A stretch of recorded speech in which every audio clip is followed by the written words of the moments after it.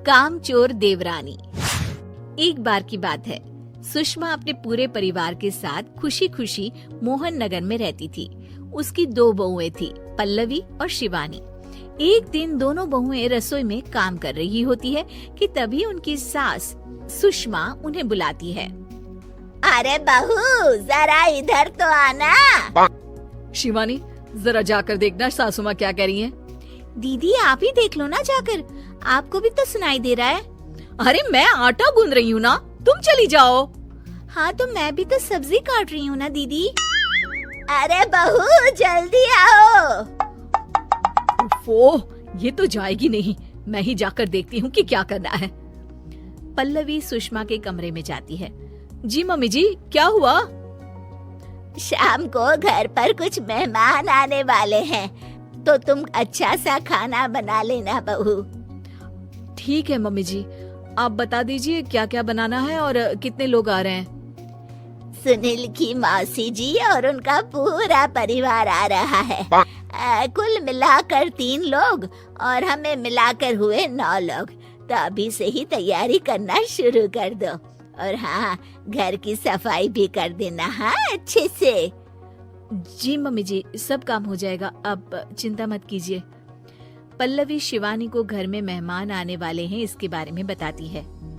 क्या 9 लोगों का खाना बनाना होगा, घर की सफाई करनी है? बाप रे, सासू माँ ने तो हमें घर की नौकरानी ही समझ कर रखा है। ऐसा नहीं बोलते शिवानी, हम इस घर की बहू हैं और घर के काम करना हमारा फर्ज है। दीदी तो है ही सासू माँ की चमची, जब देखो सासू माँ सासू माँ। मैं तो इतना सारा काम नहीं करने वाली। शिवानी कपड़े लेकर गमला साफ कर रही होती है और चक्कर आने का नाटक करने लगती है। मेरा सर चकरा रहा है। तभी वहाँ पल्लवी और सासू माँ जाते हैं। अरे बहू, क्या हो गया तुम्हें? मम्मी जी, बहुत तेज सर में दर्द हो रहा है। तुम एक काम करो शिवानी, आराम कर लो। नहीं नहीं दीदी, घर में मेहमान आने वाले हैं, मुझे आपकी मदद करनी चाहिए। अरे कोई बात नहीं शिवानी, तुम आराम कर लो, मैं सब काम कर लूंगी। ठीक है दीदी, अगर आप इतना कह रही हैं तो आराम कर लेती हूँ। शिवानी आराम से अपने कमरे में मैगजीन पढ़ रही होती है। इसे कहते हैं आराम की जिंदगी। इतना सारा काम। चलो सारा काम खत्म हो गया, शिवानी को देख आती हूँ। शिवानी अपने कमरे में ईयरफोन में गाने सुनते सुनते सो जाती है और उसके साइड में मैगजीन भी रखी होती है। पल्लवी वहाँ आ जाती है और वो सब देखती है। ओहो, तो मतलब सब काम चोरी का बहाना था। अभी बताती हूँ इसको। घर का सारा काम मुझे करना पड़ा और ये महारानी यहाँ मैगजीन पढ़ रही है, गाने सुन रही है। पल्लवी रसोई से एक प्लेट और चम्मच लेकर आती है और शिवानी को थाली बजाकर उठाने लगती है। शिवानी अचानक से उठती है।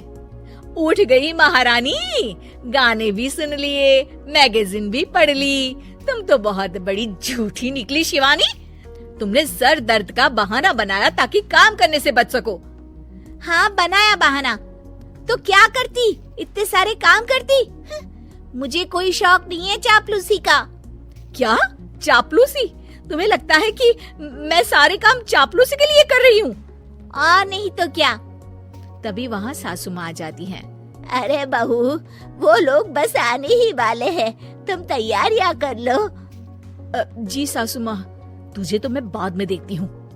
सब खाना खाने बैठते हैं और खाना शुरू करते हैं। तभी सुनील की मौसी बोलती है।